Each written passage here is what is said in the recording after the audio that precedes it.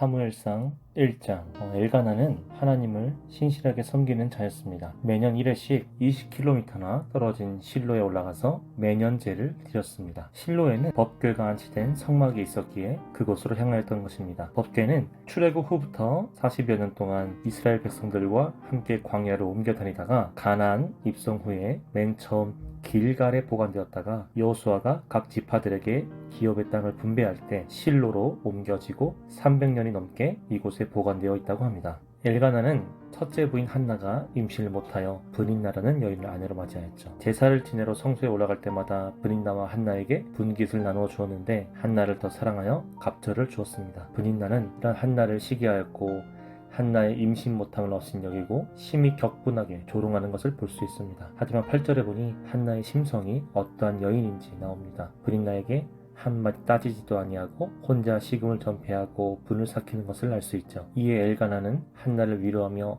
내가 그대에게 10 아들보다 낫지 아니하냐 라고 말합니다. 히브리 문화에서 숫자 10은 완전함을 상징한다고 합니다. 한나는 남편 엘가나의 위로에 위안을 받고 음식을 먹습니다. 한나는 아무리 남편이 위로해 주었더라도 그 마음에 자식 없음으로 인하여 큰 상처가 되어 성전에서 통곡하며 기도합니다. 한나는 전능하신 하나님께 만약 아들을 주신다면 나시린으로 주의 종으로 바치겠다고 서원을 합니다. 여기서 나시린은 여호와께 구별된 영적 지도자들이며 평생의 독한 술, 머리털 깎기, 죽은 사람의 사체를 멀리함으로써 헌신을 표현해야만 하는 자를 일컫습니다. 여기서 저의 짧은 간증을 한다면 저의 출생 또한 사무엘과 비슷합니다. 어머니께서 연세 세브란스 병원에서 임신하여 검사를 받으셨는데 뱃속의 아기가 기형아라고 낙태 권유를 주셨다고 합니다. 어머니는 금식을 하며 이 아이가 정상아로 태어나게 해주신다면 하나님께 선교사로 바치겠다고 서원을 하였습니다. 며칠 후 다시 병원을 찾아 검사를 받으신 결과 바로 지금의 제가 있게 되었습니다. 13절에 엘리 제사장이 한나를 보니 입만 뻥끗거리고 기도 소리도 안 나오니 술에 취한 줄 알았더라 라고 나와 있습니다.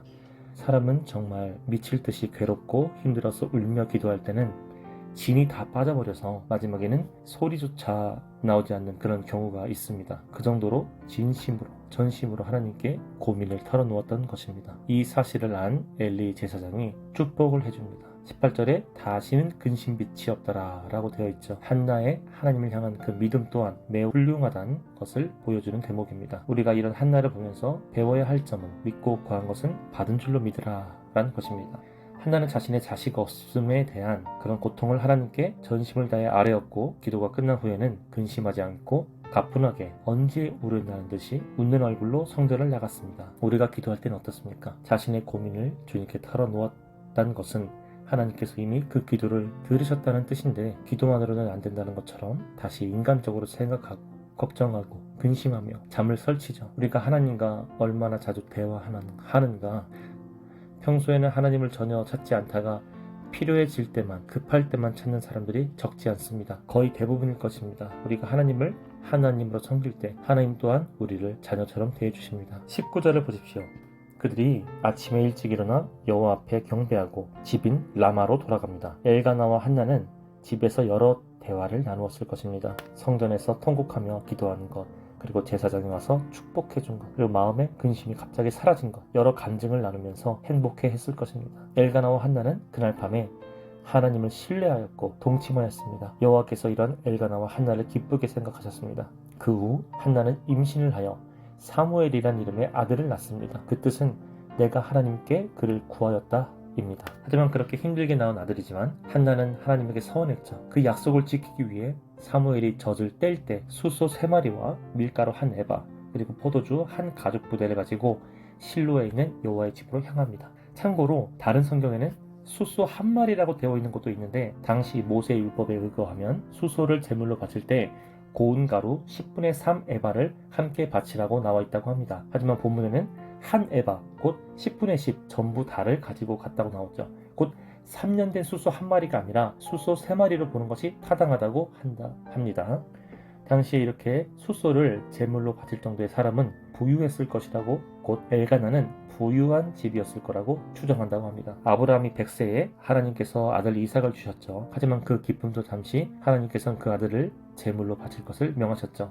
아브라함은 순종함으로 믿음의 조상이 되었습니다. 이제 본문의 한나 또한 같습니다. 27절부터 그녀의 고백이 나오죠. 이 아이를 위하여 내가 기도하였더니 내가 구하여 기도한 바를 여호와께서 내게 허락하신지라. 그러므로 나도 그를 여호와께 드리되 그의 평생을 여호와께 드리나이다. 이건 절대 쉽지 않아요. 분인 나에게 그토록 자식 없음을 인하여 멸시받고 괴롭힘 당해왔는데, 그리고 통곡의 기도로 겨우겨우 하나님께서 허락하신 아들인데, 당연히 부모로서 그가 장성할 때까지 키우고 싶은 마음은 똑같을 겁니다. 하지만 한나는 부모의 그런 모성애보다 하나님과의 약속을 첫 번째로 여겼습니다. 신약 성경에도 나오죠. 만일 부모나 아내나 형제나 그 누구든지 하나님보다 더 사랑한다면 하나님께 합당치 않다라고 나옵니다. 저도 어린 두 딸이 있어요. 너무나도 사랑하고, 만약 딸의 눈이 다쳤다면 제 눈을 뺏어 줄 정도로 사랑합니다. 하지만 첫 번째는 당연히 하나님이죠. 제 직장 동료 중에 누가 이렇게 물어본 적이 있어요.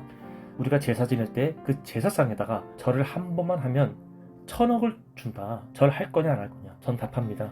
이 세상의 전부를 줘도 절은 못하지. 그 친구는 이해할 수 없다고 합니다. 그러면 저는 확실히 알아듣도록 이렇게 말을 해요. 내 딸들을 다 데려가신다고 하더라도 절대 절하지 못한다. 이제 이해했냐? 라고 말합니다. 그럼 그 친구는 와, 대단하네 라며 감탄을 합니다. 여러분, 이건 칭찬받을 일이 아니며 놀랄 일도 아닙니다. 당연한 겁니다. 그 무엇보다 하나님을 최우선으로 생각하십시오. 우리가 다른 사람들 앞에서 하나님을 부인한다면 예수님도 나중에 우리가 죽어 보좌 앞에 설 때에 아버지 앞에서 우리를 모르신다고 하실 겁니다. 아브라함과 한나의 믿음을 본받는 저와 여러분이 되시기를 소망합니다.